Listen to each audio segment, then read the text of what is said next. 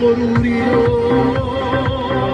حالا وقت فرودت نیست، منم چیزی ازت میخوام که شاید تو وجودت نیست، که شاید تو وجودت نیست. نمیدونم که از فردا چرایی با تو در پیشه، تو هم مثل خودم هستی، نمیدونی که چی میشه، نمیدونی که چی میشه.